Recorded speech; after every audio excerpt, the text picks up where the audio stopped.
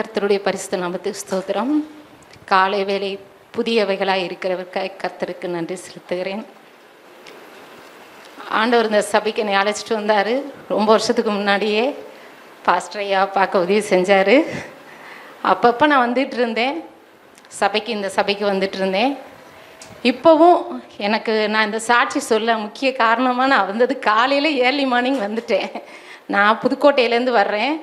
என் பிள்ளைகள்லாம் அங்கே படிக்கிறாங்க, வேறு ஊரில் படிக்கிறாங்க, சென்னையில் கோயம்புத்தூரில் படிக்கிறாங்க. அதனால் நான் ஏர்லியாகவே கிளம்பி இன்றைக்கி சாட்சி சொல்கிறதுக்காகவே வந்தேன்.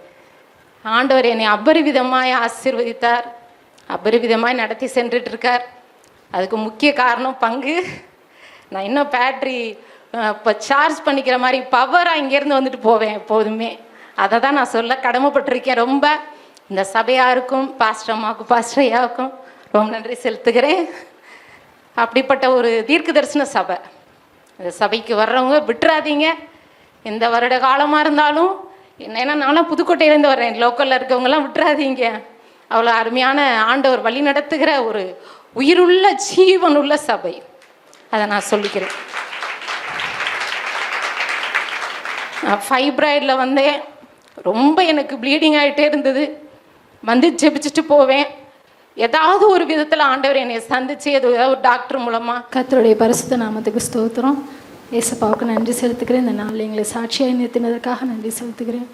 கர்த்தர் எங்கள் கணவர் எங்களை விட்டுட்டு போனதுக்கப்புறம் கர்த்தர் எங்களுக்கு செய்த முதல் அற்புதம், பிள்ளைங்களோட பள்ளி ஃபீஸ் காரியங்கள் எல்லாவற்றையும் கர்த்தர் சபையை கொண்டு எங்களுக்கு சந்தித்தார். கர்த்தர் பெரியவர், எங்களுக்கு நன்மையான காரியங்களே செய்திருக்கிறார். தகப்பனும் தாயும் கைவிட்டாலும் நான் உன்னை கைவிடுவதில்லைன்னு சொன்ன வார்த்தையின்படியே எங்களை கைவிடாதபடிக்கு கர்த்தர் எங்களுக்கு சூப்பர் நேச்சுரல் காரியங்களை பிள்ளைகளுக்கு செய்திருக்கிறார். பிள்ளைகள் இன்றைக்கு மட்டும் இல்லாமல் இன்னும் அநேக காரியங்களுக்கு சாட்சியாக பிள்ளைகள் இருக்கும்படியாக கர்த்தரை நான் சொன்னேன். இதுக்கு முக்கிய காரணம் பாஸ்டர் ஐயா தான். பாஸ்டருக்கு நான் ரொம்ப நன்றி செலுத்துக்கிறேன். பாஸ்டர் அம்மாவும் பாஸ்டர் ஐயாவும் தான். அதான் அன்பு, சபையாருடைய அன்பு. எங்களுக்காக கொடுத்த கரங்கள் மட்டும் இல்லை, ஜெபித்த கரங்களும் நிறையா இருக்காங்க. அவங்கள கர்த்தர் பழுகி பெருகி நிரப்பி கீழ்ப்படுத்தி ஆண்டு கொள்கிற ஆசீர்வாதத்தை அவர்களுக்கு கொடுக்கும்படியாக வேண்டிக் கொள்கிறேன். ஏசப்பாவை வேண்டிக் கொள்கிறேன். ரொம்ப நன்றி செலுத்துகிறேன். ரொம்ப சந்தோஷமாக, ரொம்ப அந்த விசுவாசத்தோடு, ரொம்ப தைரியமாக நான் இந்த சாட்சியை நான் சொல்கிறேன். ஆண்டவருக்கு கோடான கோடி நன்றி செலுத்துகிறேன். எங்களுக்கு நன்மை செய்த தகப்பனுக்கு கோடான செய்த அளவில்லாத அன்பு அவர் கூட செய்திருக்கிறதுக்காக நான் நன்றி செலுத்துகிறேன்.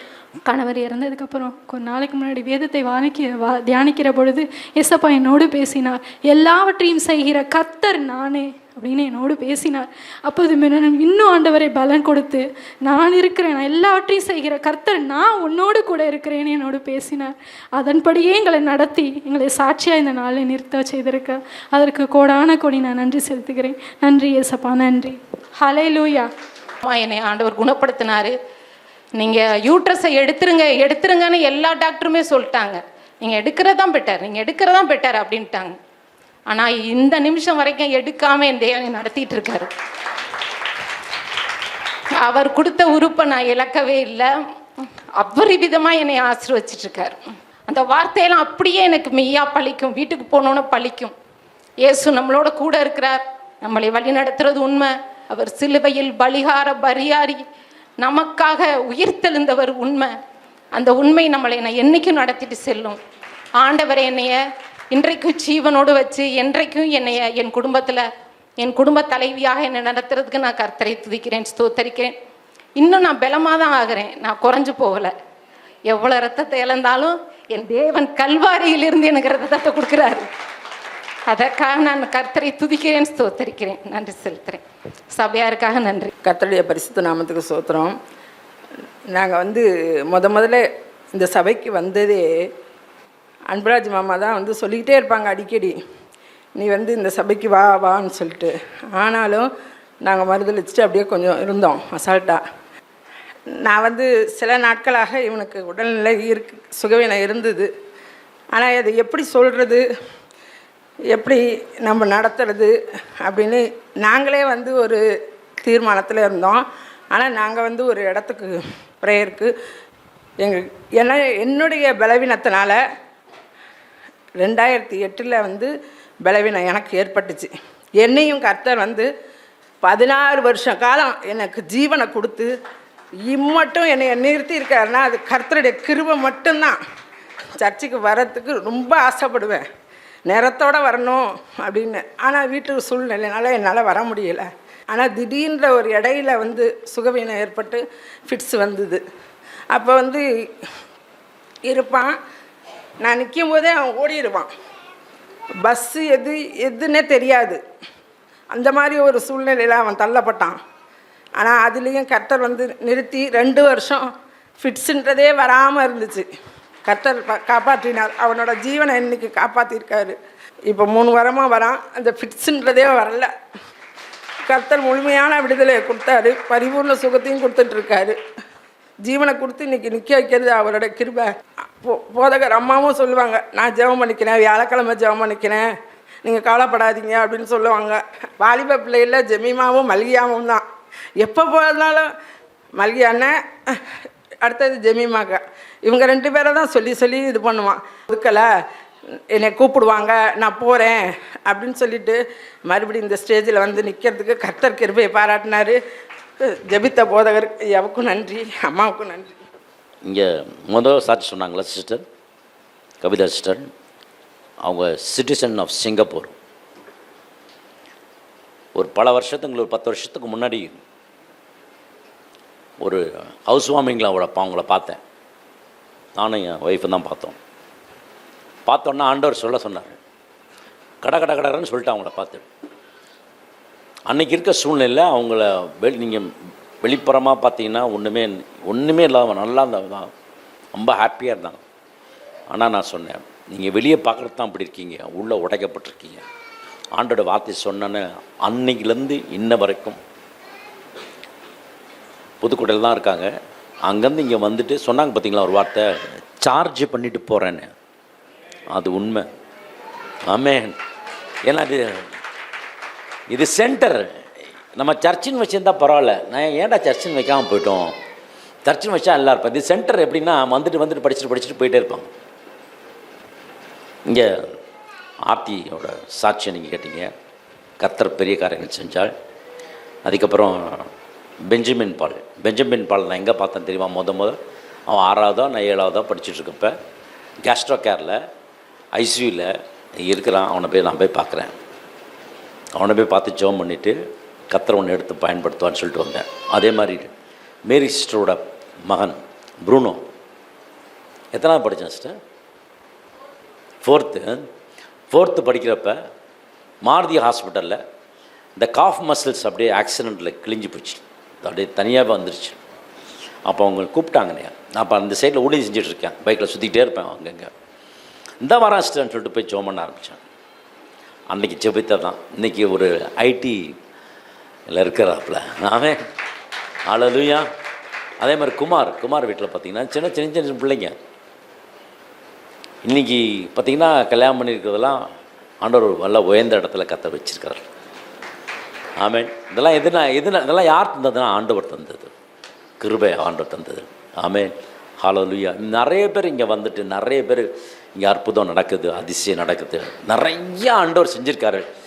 ஆனால் நான் இன்னும் நிறைய கற்றுக்கணும். இன்னும் எனக்கு இல்லை, நான் இன்னும் கற்றுக்க வேண்டிய காரியங்கள் இருக்குது. நிறைய அனுபவம் இருந்தாலும் ஆனால் எனக்கு ஒன்றும் தெரியாது.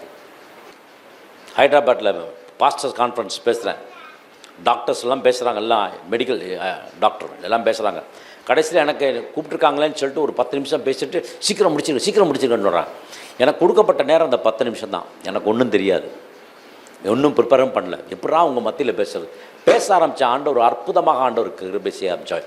அடுத்தது என்ன பண்ணாரா, நீங்கள் குஜராத்துக்கு என்னோடய சர்ச்சுக்கு வரணும் அப்படின்னு சொல்லி, நான் உங்களுக்கு வாங்கன்னு நான் சொல்ல மாட்டேன், நீங்கள் எப்போ ஃப்ரீயாக இருக்குன்னு சொல்லுங்கள், டிக்கெட்டை போட்டு அனுப்பிச்சிடறாட்டார். அப்புறம் நான் சொன்னேன், இந்த நாளில் நான் ஃப்ரீயாக இருக்கிறேன், டிக்கெட்டை போட்டு அனுப்பிச்சார். நான் போயிட்டு வந்தேன் குஜராத்துக்கு. அகமதாபாத்தில் போய் ஊழியம் செஞ்சு அங்கே அவங்க யாருன்னா நீக்ரோஸ், ஃபுல்லாக நீக்ரோ. அங்கே ஒரு அற்புதம் ஆண்டவர் செஞ்சார். ஒரு அம்மா வந்துச்சு, ஐயா ஜெபம் பண்ணுங்க, ஹிந்தி தெரில, ஜெபம் பண்ண ஆரம்பித்தான்னு டக்குன்னு பாம்பு மாதிரி நிலைய ஆரம்பிச்சு. அப்போ தான் முத பார்க்குறாங்க சர்ச்சில். பார்த்துட்டுலாம் ஆச்சரியப்பட்டாங்க. நான் ஏன் சொல்கிறேன்னா, கர்த்தர் ஒருவனை உயர்த்தணும்னு நினச்சிட்டானா யாரோட உதவியும் தேவையில்லை, கர்த்தரே உங்களை உயர்த்துவார். ஆமென். ஹல்லேலூயா. எடுத்து வாசிக்கலாம். எபேசியருக்கு எழுதின நிருபம் 1ஆம் அதிகாரம் 3ஆம் வசனம் எடுத்து வாசிக்கலாம். நம்முடைய கர்த்தராகிய இயேசு கிறிஸ்துவின் பிதாவாகிய தேவனுக்கு ஸ்தோத்திரம். ஸ்தோத்திரம். அவர் கிறிஸ்துவுக்குள் உன்னதங்களிலே ஆவிக்குரிய சகல ஆசீர்வாதத்தினாலும் நம்மை ஆசீர்வதித்திருக்கிறார். என்னன்னா உன்னதங்களிலே கிறிஸ்துவுக்குள், யாருக்குள்? கிறிஸ்துவுக்குள் இருக்கிற, பரத்தில் இருக்கிற ஆவிக்குரிய சகல ஆசீர்வாதங்களையும் நம்மை என்ன பண்ணுறாரா? ஆசீர்வதிக்க. நல்லா கவனிச்சு படிங்க, ரொம்ப அருமையான ஒரு வசனம். தேவனுடைய சித்தத்தினாலே இயேசு கிறிஸ்துவினுடைய அப்போஸ்தலனாகிய பவுல் எபேசிலே கிறிஸ்து இயேசுவுக்குள் விசுவாசிகளாய் இருக்கிற பரிசுத்தவான்களுக்கு எழுதுகிறதாவது. அவன் யாருக்கு எழுதுறாரு? கிறிஸ்து இயேசுவுக்குள் இருக்கிற விசுவாசிகளுக்கு. ஓகே, படிக்கலாம். 2ஆம் வசனம். நம்முடைய பிதாவாகிய தேவனாலும் கர்த்தராகிய இயேசு கிறிஸ்துவினாலும் உங்களுக்கு கிருபையும் சமாதானமும் உண்டாவதாக. இயேசு மூலமாய் உங்களுக்கு கிருபையும் சமாதானம். இயேசு கிறிஸ்து வந்த பிறகு கிருபையும் சத்தியமும் அவர் மூலமாய் வந்தது என்று சொல்லி ஆண்டோட வார்த்தை சொல்லுது. பாருங்க, 3ஆம் வசனம் வாசிக்கலாம். நம்முடைய கர்த்தராகிய இயேசு கிறிஸ்துவின் பிதாவாகிய தேவனுக்கு ஸ்தோத்திரம். ஆமா, ஆண்டவருக்கு ஸ்தோத்திரம் சொல்றாரு. அதுக்கப்புறம் பாருங்க, அவர் கிறிஸ்துவுக்குள் உன்னதங்களிலே ஆவிக்குரிய சகல ஆசீர்வாதத்தினால நம்மை ஆசீர்வதித்திருக்கிறார். வசனம் என்ன சொல்லுதுன்னா, அவர் கிறிஸ்துவுக்குள் உன்னதங்களிலே ஆவிக்குரிய சகல நம்மை. இப்ப ஆண்டவர் இந்த ஆசீர்வாதத்தை இனிமேல் தான் கொடுக்க போறாரா? இல்ல கொடுத்துட்டார். யார் மூலமா கொடுத்துட்டாரு? கிறிஸ்து இயேசு மூலமா கொடுத்துட்டார். நம்புறவங்க ஆமென் சொல்லுங்க. ஆமென். நான் சொன்ன கிறிஸ்துவுக்குள்ளே ஆசீர்வாதம் எங்கே வந்துருச்சு? உங்களுக்குள்ளே வந்துருச்சுன்னா ஆசீர்வாதம் எங்கே இருக்குது? உங்ககிட்ட இருக்குது. ஆமென். ஹல்லேலூயா. ஸோ நீங்கள் பெரிய ஹோட்டலில் போய் நீங்கள் தங்குனீங்கன்னு வச்சுக்கோங்களேன். ஒரு இடத்த பார்த்தேன், அதை தான் நான் சொல்கிறேன். ஹோட்டலில் போய் தங்குறீங்க. ஹோட்டலில் போய் தங்குறப்ப உங்களுக்கு மார்னிங் பிரேக்ஃபாஸ்ட் வந்து காம்ப்ளிமெண்ட்டுன்னு கொடுப்பாங்க. Morning breakfast complement.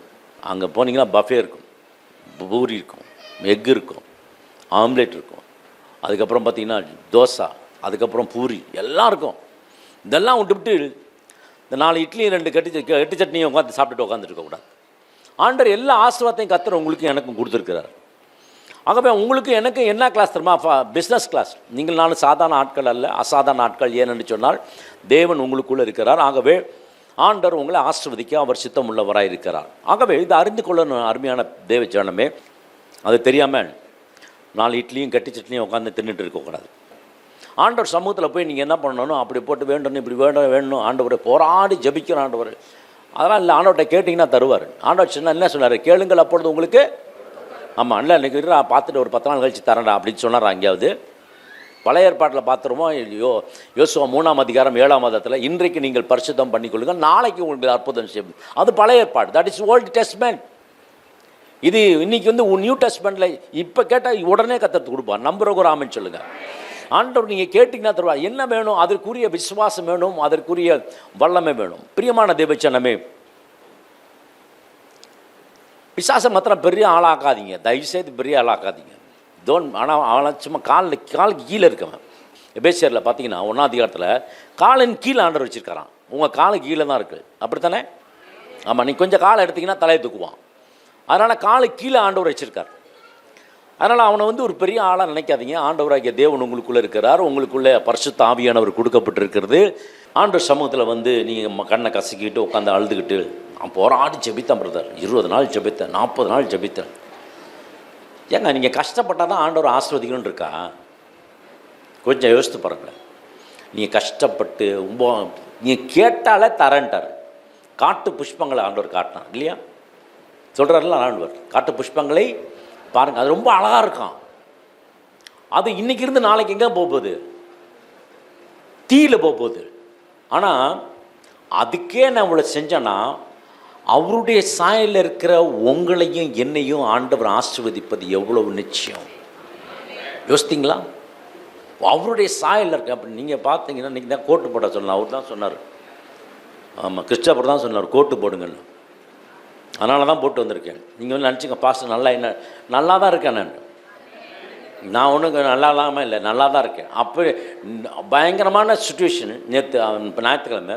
அப்பையும் செய்தி வந்து எடுக்க ஆரம்பித்தேன். ஏன் தெரியுமா? அது கர்த்தர் கொடுத்த பலன். ஆமென். நீங்கள் பண்ண ஜெபம். கர்த்தர் என்னோடு இருக்கிறார், கர்த்தர் உங்களோடு இருக்கிறார். நீங்கள் விழ மாட்டீங்க, பயப்படாதீங்க. கர்த்தர் உங்களை ஆஸ்வதிப்பார். ஆகவே பிரியமான தேவ சனமே, ஆண்டவராகிய தேவன் இந்த பூமியை உண்டாக்கும் பொழுது, சிருஷ்டிக்கும் பொழுது, அவர் சிருஷ்டிப்பின் காரியம் எல்லாத்தையும் முதல்ல செஞ்சிடுறார். வெளிச்சத்தை உண்டாக்கிறாரு, மச்சங்களை உண்டாக்கிறாரு, பறவை இனங்களை உண்டாக்கிறாரு, மரங்களை உண்டாக்கிறாரு, எல்லாத்தையும் உருவாக்கிட்டு அதுக்கப்புறம் யாரை உருவாக்குறாரு? அப்போ மனுஷன் தனிமையாக இருப்பது நல்லதில்லைன்னு சொல்லி அவனுக்கு ஒரு ஏற்ற துணையை ஆண்டவர் உண்டாக்கி கொடுக்குறார். அவர் உண்டாக்கி கொடுத்தோடனே என்ன பண்ணுறாருன்னா, கிரியேஷனில் எல்லாம் முடிஞ்சு, அதோட படைப்பில் எல்லாம் முடிஞ்சு, ஒரு பிரின்சிபல் வச்சுருக்கார். ஒரு பிரின்சிபல் வச்சுருக்கார். என்ன பிரின்சிபல்னா, ஒரு மாமரம் என்ன பண்ணும், அது விதையை கொடுக்கும். ஒரு எல்லா மரமும் விதையை கொடுக்கும். ஏன்னா அவர் சிருஷ்டித்துக்கு ஒரு முறை தான். அடுத்தது என்ன பண்ணும், அந்த விதை வந்து ஒரு மரமாக இருந்த மாமரம் 10 மரமாக ஆகும். அதோட விளையில, அதோட விதையினால் எங்கெங்கெல்லாம் விதைக்கிறீங்களோ அது 10, 20, 30, 100 மரங்களாக அது வளரும். ஆண்டவர் பெருகும்படி கர்த்தர் வைத்திருக்கிறார். ஏன்னா வசனம் சொல்லுது, ஆதியாகமம் 1:28 பின்பு தேவன் அவர்களை நோக்கி நீங்கள் பழுகி பெருகி பூமியை நிரப்பி அதை கீழ்ப்படுத்தி, அந்த நிரப்பி அதை வந்து அந்த இடத்துல ஸ்டாப் பண்ணிக்க, நிரப்பி அதை கீழ்ப்படுத்தி பூமியை என்ன பண்ணுமா? இல்லை பூமியை நிரப்பணுமா? பூமி என்ன பண்ணுமா? ஏதேன் தோட்டத்தை நிரப்புன்னு சொல்லியிருக்காரா? ஏதேன் தோட்டத்தை அவர் நிரப்பிட்டார். ஆனால் பூமியை நிரப்புற வேலை யாரது? நீங்கள் தான் பண்ணுங்க. ஆமாம், உங்கள் பாஸ் உங்களை ஆண்டு கொள்றாரு இல்லையா? உங்கள் குடும்பத்தில் நீங்கள் செய்கிற இடத்துல உங்கள் பேங்க் உங்களை ஆண்டு கொள்ளுது, நீங்கள் ஆண்டு கொள்ளணும் ஆண்டு சொல்கிறார். ஆண்டு கொள்ளுனா என்ன? You take authority, you take domain, you take authority over எல்லா காரியத்திலும். இது எனக்குரியது. எனக்கு ஆண்டவர் என்ன கொடுத்துருக்காருன்னா, பழுகி பெருகி நிரப்பி கீழ்ப்படுத்தி பூமியை நிரப்பி ஆண்டு கொள்கிற ஆஸ்வத்தை கர்த்தர் எனக்கு கொடுத்திருக்கிறார், என் பிள்ளைகளுக்கு கொடுத்திருக்கிறார், என் வேலையில் கொடுத்திருக்கிறார். இந்த மென்டாலிட்டிட்ட வரும்பொழுது தான், ஆண்டவரே இவ்வளோ நாளாக போச ஒன்றுமே நடக்கலை, ஆண்டவரே இவ்வளோ நாள் நாங்கள் முட்டி போட்டே இருக்க, ஆண்டவர் ஒன்றுமே நடக்கலை. ஆண்டவர் உங்களை இனியும் கஷ்டப்படுத்துறதுக்காக இந்த பூமிக்கு வரல. அரிசி இருக்குதுன்னு வச்சுக்கோங்களேன், 30 கிலோ அரிசி இருக்குது. இந்த 30 கிலோ அரிசி இருந்தாலும் என்ன பண்ணு, ஐயோ தீந்து போச்சு, ஆண்டவரே கொண்டு வந்து அரிசி போடுங்கன்னு சொல்ல கேட்க போகிறீங்க? இல்லை, என்ன பண்ணுவீங்க? கடையில் போய் அபண்டன்ஸ் ஆஃப் ஸ்டாக் அப்படின்பாங்க. ஆண்டவர் எப்போவுமே இந்த கடைசி பற்றாக்குறை வச்சுட்டே இருக்க மாட்டார், அப்படியே கொடுத்துக்கிட்டே இருப்பார். காடையில் வந்து நிரப்புற கூட பாளையத்தின் புறம்பிலும் காடைகளை குவித்து நிரப்பினார். அப்போ அபண்டன்ஸ் சப்ளை ஆண்டவர் கொடுப்பார். ஆண்டவர் எப்படி கொடுப்பாரா? அபண்டன்ஸ்னால் நிறைய ஆசீர்வாதத்தை கர்த்தர் கொடுப்பார். என்ன ஆசீர்வாதம் கொடுப்பாரு? நிறைய சொல்லுங்களேன், நிறைய ஆசீர்வாதத்தை கர்த்தர் கொடுப்பார். அந்த ஆசீர்வாதம் எப்படி இருக்கும்? பழுகி பெருகி நிரப்பி கீழ்ப்படுத்தி ஆண்டு கொள்ளுங்கள். அது மாத்திரமல்ல, வார்த்தை என்ன சொல்லுதுன்னா, பாலும் தேனும் ஓடுகிற ஆசீர்வாதத்தை கர்த்தர் கொடுப்பார். ஆமென். ஆகவே பிரியமான தேவச்சனமே, அப்போ குறைஞ்ச உடனே அந்த அரிசி டப்பா போய் நம்ம என்ன பண்ண போகிறோம்? கடையில் போய் அரிசியை வாங்கி இந்த டப்பாவில் அந்த ட்ரம்மில் போட்டு ரொப்புவோம். அது மாதிரி தான் ஆண்டவர் உங்களுடைய என்னுடைய தேவைகள் எல்லாம் ஆண்டவர் ஆட்டோமேட்டிக்காக நிரப்பிக்கிட்டே இருப்பார். அதான் பார்த்து எவளை பார்த்து, நான் ஆசீர்வதித்துட்டேன், எல்லாத்தையும் கொடுத்துட்டேன், இனிமேல் நீ என்ன பண்ணணும்? நீ தான் அதை பார்க்க வேண்டும். நீ என்கிட்ட வந்துட்டு நின்று இருக்கக்கூடாது, நீ என்கிட்ட வந்து கேட்கக்கூடாது. நீ என்ன பண்ணணும்? நிரப்பணும். மோசையை பார்த்து ஆண்டவர் சொல்றார், நீ ஏன் என்கிட்ட கேட்குற? செங்கடலை பிளந்துரு, உன் கையில் என்ன இருக்கு? கோல் இருக்குல்ல, நீட்டு பிளந்துரு. ஆண்டவராகிய தேவன் உங்களை இனி ஆண்டவர் சொல்லியிருக்கிறார். இதுக்குன்னு உட்காந்து உபவாசம் போட்டு ஜெபிச்சு கண்ணீர் எழுந்து, ஆண்டவரே அப்படி மோசை ஜெபித்தாரா? உட்காந்துட்டு சமுத்திரத்துக்கு நேராக உன் கோலை வந்து நீட்டு 2ஆக பிளந்து விடுன்ட்டார். பிளந்துட்டார். யார் பிளந்தா? மோசே. ஆண்டவர் சொன்ன பிறகு பிளக்க ஆரம்பித்தார். ஆனால் நம்ம என்ன பண்ணுவோம் தெரியுமா? ரொம்ப கஷ்டப்பட்டுட்டு இருப்போம். என்ன சமாதானம் உங்கள் வீட்டில் குறைஞ்சி போச்சுன்னா ஆண்டவர் சமாதானத்தை கொடுப்பார்.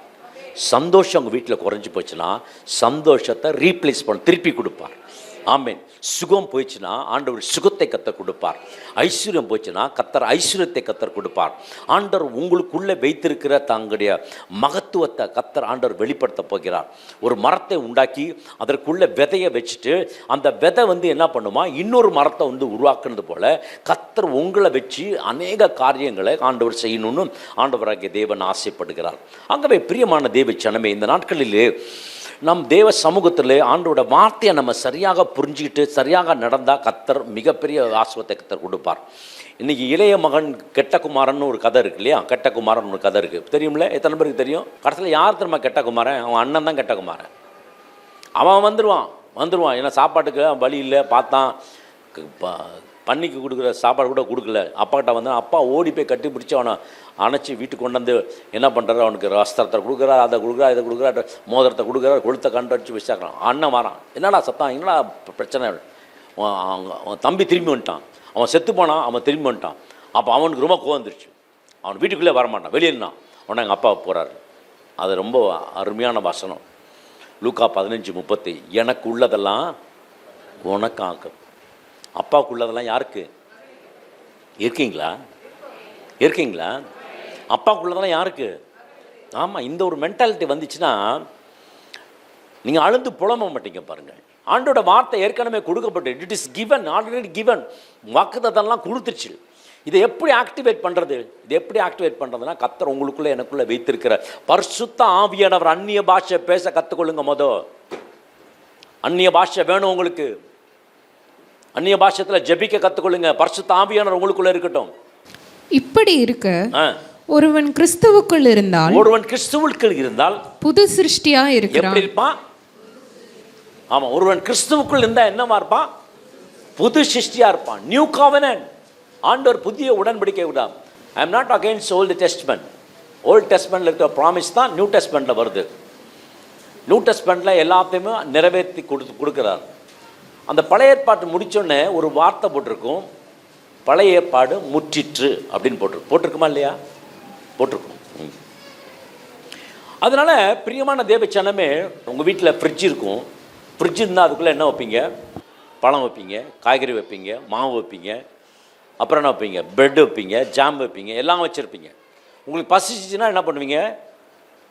ஆமாம், தோசை மாவு எடுத்து தோசை போட்டு ஒரு இட்லி பொடி வச்சு சாப்பிட்டு அடிச்சிடலாம் இல்லையா? பசி போயிடும். இதை விட்டுவிட்டு கார் எடுத்துகிட்டு, பைக் எடுத்துகிட்டு 1.5 கிலோமீட்டர் போய் டிமார்ட்டில் போய் எல்லாம் வாங்கிட்டு வந்து சாப்பிட்றது எப்படி இருக்குது?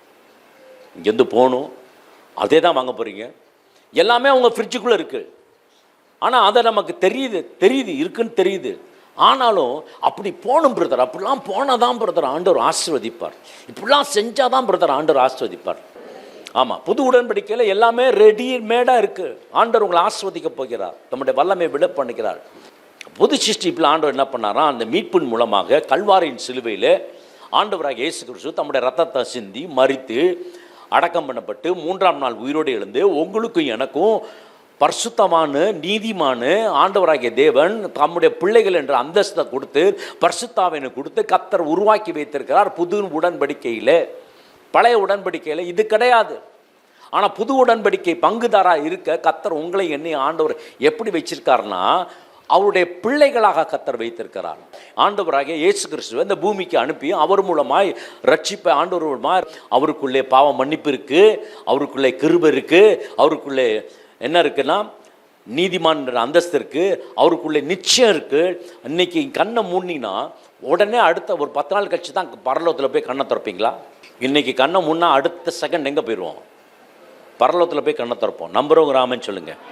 ஹல்லேலூயா. தேவன் மாம்சத்தின் ரூபமாய் வந்தார், வெளிப்பட ஆரம்பித்தார். இயேசு கிறிஸ்து எப்படி வந்தார்னா மாம்சத்தின் ரூபமாய் வெளிப்படுத்த ஆரம்பித்தார். அவரை விசுவாசிக்கிற நீங்களும் நானும் கிறிஸ்துவுக்குள் உன்னதங்களிலே சகல ஆசீர்வாதத்தை கர்த்தர் உங்களுக்கு எனக்கும் கொடுக்க ஆரம்பிச்சிட்டார். எபேசியர் 1ஆம் அதிகாரம் 3ஆம் வசனம், கிறிஸ்துவுக்குள், கடைசி லைன் படிங்களேன். அவர் கிறிஸ்துவுக்குள் உன்னதங்களில் ஆவிக்குரிய சகல ஆசீர்வாதங்களால் நம்மை ஆசீர்வதித்திருக்கிறார். ஆமென். நம்ம என்ன பண்ணிருக்காராம்? சத்தமா சொல்லுங்களேன், நம்ம என்ன பண்ணிருக்காரு? சொல்லுங்க, ஆசீர்வதித்திருக்கார். சொல்லுங்க, பிசாசு கேடு.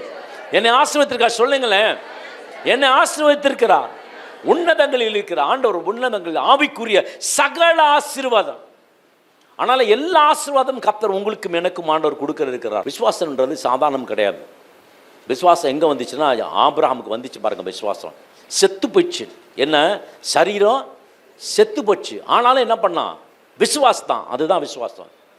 இன்னைக்கு நீங்கள் பார்க்கறது விசுவாசம் கிடையாது. காணாததை காண ஆரம்பிச்சான். அந்த விசுவாசத்தை ஆவியை கர்த்தர் உங்களுக்கு கொடுக்க போகிறார். இந்த மாதிரி விசுவாசிக்கும் பொழுதுதான் அற்புதம் நடக்கும். இன்னைக்கு நிறைய பேருக்கு அந்த விசுவாசம் வர்றதில்லை. நமக்குள்ள ஆண்டவர் வச்சிருக்கிறார். ஆகவே புதிய சிருஷ்டியாக இருக்கிற நீங்க இந்த புதிய சிருஷ்டிக்கும் பழைய சிருஷ்டிக்கும், புதிய உடன்படிக்கைக்கும் பழைய உடன்படிக்கும் ரொம்ப ஒரு வித்தியாசம் இல்லை பாருங்க. அதே மாதிரி தான் இதுவும் இருக்கும். ஆனால் அது ரொம்ப முக்கியம். இதுதான் அவசியம். இதுக்கு தான் அந்த செய்தி. ஆண்டவரே, இதை நம்ம கொடுத்த எதையுமே பார்த்து கொள்ள முடியாது, நம்மளால் பார்த்து கொள்ள முடியாது. அதனால் என்ன பண்ணிட்டாராம், அவருக்குள்ள ஆசீர்வாதத்தை ஆண்டவர் என்ன பண்ணிட்டாராம், வச்சுட்டாராம். அவர் வச்சுட்டு என்ன பண்ணாராம், அவர் நமக்குள்ள, உங்களுக்குள்ளே இருக்க அந்த ஆசீர்வாதம். நான் சொல்ல எனக்குள்ளே இருக்கிற ஆசீர்வாதம் நான் என்ன பண்ணணும், சொல்லணும். நான் ஆசீர்வாதத்தை சொல்லணும். ஆபிரகாமின் ஆசீர்வாதத்தை சொல்லணும். ஒரிஜினல் ஆசீர்வாதம், பழுகி பெருகி நிரப்பி கீழ்ப்படுத்தி ஆண்டு கொள்ளுங்கள். அந்த ஆசீர்வாதத்தை நான் சொல்லணும். ஆபிரகாமின் ஆசீர்வாதம், நீ நிச்சயமாகவே ஆசீர்வதிக்கப்பட்டு பெருகவே பெருகப்படுவேன். இந்த ஆசீர்வாதத்தை நீங்க சொல்லணும். ஆண்டவர் எனக்குள்ள வச்சிருக்காரு. இருக்கிற ஹோலி ஸ்பிரிட்டோட பவர் என்ன பண்ணுன்னா, கிறிஸ்துவுக்குள் இருக்கிற அந்த வல்லமையை கர்த்தர் உங்களுக்கும் எனக்கும் வெளிப்படுத்த கர்த்தர் சித்தம் உள்ளவராக இருக்கிறார். 1 பேதுரு 2ஆம் அதிகாரம் 24ஆம் வசனம் எடுத்து வாசிக்கலாம். நாம் பாவங்களுக்கு செத்து நீதிக்கு பிழைத்திருக்கும் படிக்கு அவர் தாமே தமது சரீரத்திலே நம்முடைய பாவங்களை சிலுவையின் மேல் சுமந்தார். ஒன்னு முடிஞ்சு போச்சு. ஒன்னு என்ன முடிஞ்சு போச்சு? பாவம் என்னாச்சு? முடிஞ்சு போச்சு. என்ன எங்க போயிடுச்சு பாவம்?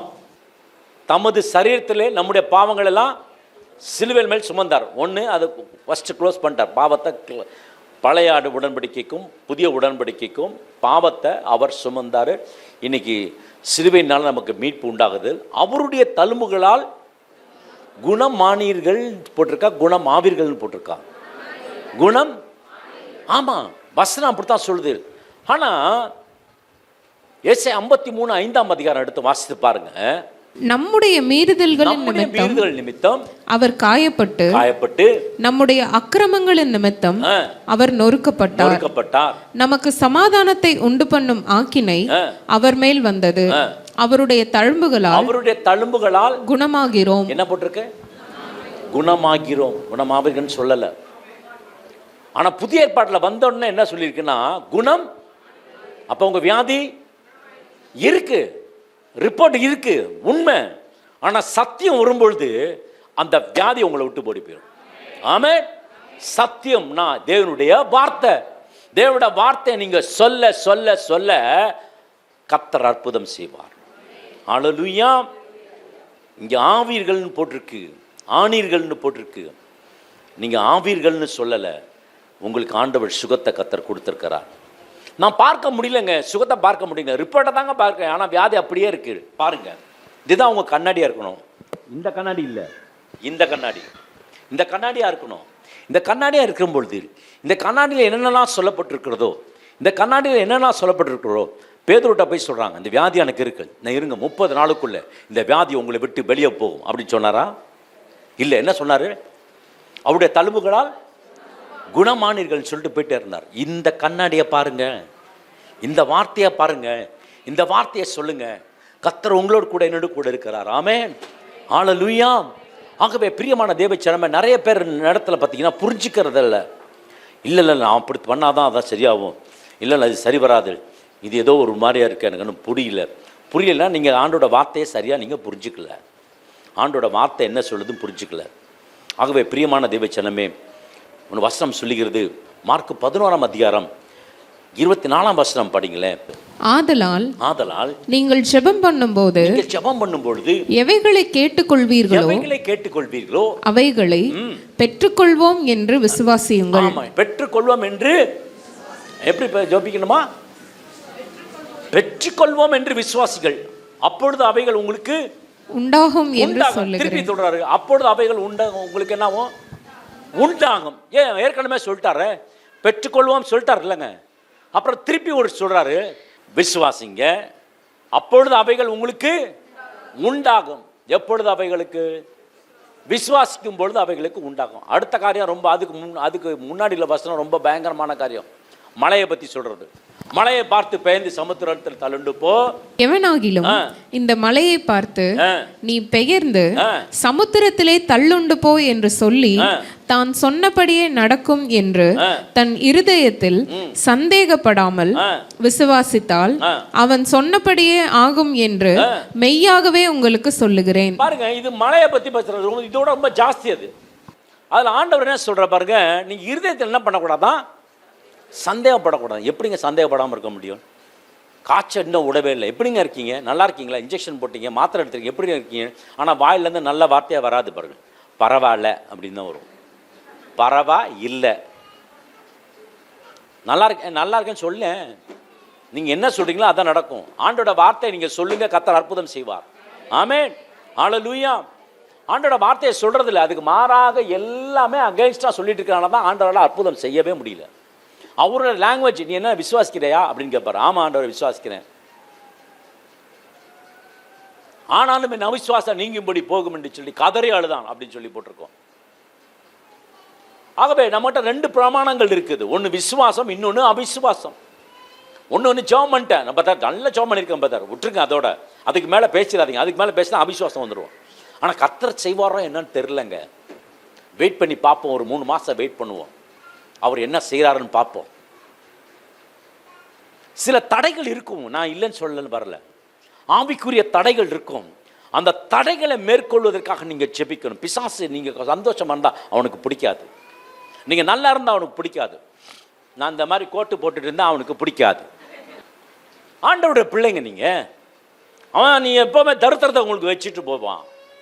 ஆனால் பாருங்கள், வசனம் என்ன சொல்லுதோ அந்த வசனத்தை நீங்கள் திருப்பி சொல்ல சொல்ல சொல்ல கர்த்தர் அற்புதம். ஆபிரகாம் இதை தான் செய்தாங்க. அது அவனுக்கு என்னம்மா வந்துச்சு? நீதியாக வந்துச்சு. அவன் என்ன பண்ண, சரியா செத்து போடுச்சுன்னு தெரியவே இல்லை. அந்த வரட்டும் வரலாம் போட்டோம் அப்படின்னு நினைக்கல. கர்த்தர் நிச்சயம் செய்வார். ஒரு நாள் ஈசாக்க பலியிட போகிறான். ஆனாலும் அவன் நினச்சான், ஒரு நாள் இந்த ஈசாக்கு செத்தாலும் அவனை உயிரோட, ஏன்னா அவன்கிட்ட சொல்லியிருக்காரு, உன் சந்ததி வானத்தின் நட்சத்திரங்களை போல பெருகுண்டான். இருக்கீங்களா? வானத்து நட்சத்திரங்கள் போல பெருகும் சொல்லியிருக்கனால தைரியமாக எடுத்துட்டான் முடிவை. பிரியமான தேவ ஜனமே, கற்பனையில் எது முதலாம் கற்பனை? நியாயப்பிரமாணத்தில் கட்டளைகளில் எது முதலாம் கட்டளை? 10 கட்டளை இருக்கு இல்லையா? அவ்வளோ இருக்கா இல்லையா? ஆமாம், 10 கட்டளை உடைச்சது யாரு? மோசே. அதோட உள்ளே போயிருந்தானா எல்லா பேரும் செத்து போயிருப்பாங்க. அதனால் என்ன பண்ணான், 10 கட்டளை உடைச்சி போட்டான். அப்புறம் ஆண்டவர் சொன்னார், ஏய் இனிமேல் நான் என்ன பண்ண மாட்டேன், பலகையெல்லாம் கொடுக்க மாட்டேன், கல்லெல்லாம் கொடுக்க மாட்டேன், நீயே இழைச்சி கொண்டா அப்படின்ட்டார். போட்டுருவார். அப்புறம் இவன் இழைச்சி கொண்டு போ, அப்படியே காலில் எழுந்திரிச்சு சீயான் மலைக்கு போகிறான். போனால் ஆண்டவர் கொடுத்தாரு. அதை ஆண்டவர் எத்தனையா ஆண்டவர் மாற்றினார்? எத்தனையா மாற்றினார்? 2 மாற்றினார். மத்தேயு 22:37 முழு உள்ளத்தோடும் முழு பலத்தோடும் முழு ஆத்மாவோடும் தேவனிடத்தில் அன்பு கூறுவாய். அதுக்கப்புறம் உன்னிடத்தில் அன்பு கூறுவது போல பிறரிடத்திலும். இதுதான் ஆண்டவர் கற்பனை வச்சுட்டார். ஆகவே நான் சொல்கிற மாதிரி இந்த ஃப்ரிட்ஜுக்குள்ளே நிறைய ஜாமங்கள்லாம் இருக்குது. அதெல்லாம் விட்டுவிட்டு நாங்கள் அங்கெல்லாம் ஓடி போய் திரிஞ்சு அலைஞ்சு வேர்த்து, ஆண்டவர் இப்படிலாம் பண்ணால் தான் நடக்கும் ஆண்டவர் என்று சொல்கிறதுக்கு இல்லை. வசனம் சொல்லுது, ஜபத்தில் எவைகளை கேட்பீங்களோ அவைகளை பெற்றுக்கொள்வோம் என்று விசுவாசிங்கள், அப்பொழுது அது உங்களுக்கு உண்டாகும். இன்னொரு வார்த்தை இருக்குல்ல, நீங்கள் நல்லா ஜெபம் பண்ணிட்டு நல்லா ஆராதிச்சுட்டு இருந்து பாருங்க, உங்கள் முகம் பிரகாசமாக இருக்கும். நம்புறீங்களா? நல்ல ஜெபிக்கிற முகம் பார்த்தீங்கன்னா முகம் பிரகாசமாக இருக்கும். ஆராதிக்கிறவன் முகம் பிரகாசமாக இருக்கும். ஆனால் பிசாசு அவனை ஒரு பெரிய ஆளாகவே இது பண்ணாதீங்க. அவனை ஒன்றுமே இல்லாதவன் ஆண்டவர் அவன் மிதித்து போட்டார். அல்ல பிரதர், அது ரொம்ப பயங்கரமான பிசாசு பிரதர், பயங்கரமாக அடிக்கும் பிரதர். பாருங்கள், ஆண்டவர் சொல்கிறாரு, பிசாசுக்கு நீங்கள் என்ன பண்ணுங்கள், யாரை விட்டு ஓடி போயிடுவான்? உங்களை விட்டு ஓடி போயிடுவான். ஆண்டவர் உங்களுக்கு எனக்கு அதிகாரத்தை கொடுத்துருக்காரு. என்ன அதிகாரத்தை? பிசாசை துரத்துக்கிறார். எப்போ கொடுத்தாரு? புதிய உடன்படிக்கையில் ஆண்டவர் இந்த அதிகாரத்தை கர்த்தர் கொடுத்துருக்கிறார். அப்போ நியூ காவனன்ட்ல புதிய உடன்படிக்கையில் ஆண்டவர் கிருபை கொடுத்தது மாத்திரமல்ல, பிசாசுகளை துரத்துகிறதுக்கு வல்லமையும் கொடுத்திருக்கிறார், வியாதியஸ்தர்களை சுகப்படுத்தும்படி கர்த்தர் கொடுத்திருக்கிறார். ஆகவே இந்த காரியத்தை நீங்களும் நானும் செய்யும் பொழுது கர்த்தர் ஆசீர்வாதத்தை கர்த்தர் கொடுப்பார். புதிய ஏற்பாட்டில் ஆண்டவராகிய தேவன் தம்முடைய கிருபையை அளவில்லாமல் கொடுத்திருக்கிறாராம்.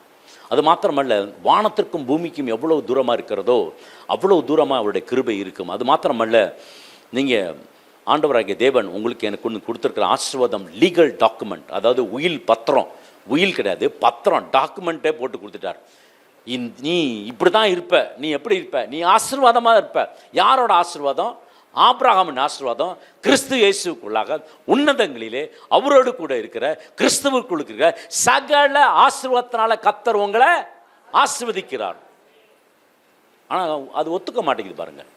அப்படியா? இங்கேருந்து போன படியை விட்டு யாரும் என்ன, ஐயோ என்ன பண்ணுறது, இவன் வருமானே ஒரு மாதிரி இருக்கு, குர்ன்னு இருக்கு, கர்ன்னு இருக்கு, அப்புறம் பார்த்தீங்கன்னா ஒரு மாதிரி இருக்குது, அதுக்கப்புறம் பார்த்தீங்கன்னா பிரச்சனையாக இருக்குது, அதுக்கப்புறம் போராட்டமாக இருக்குது. உலகம் அப்படித்தாங்க. உலகத்தை பார்க்காதீங்க.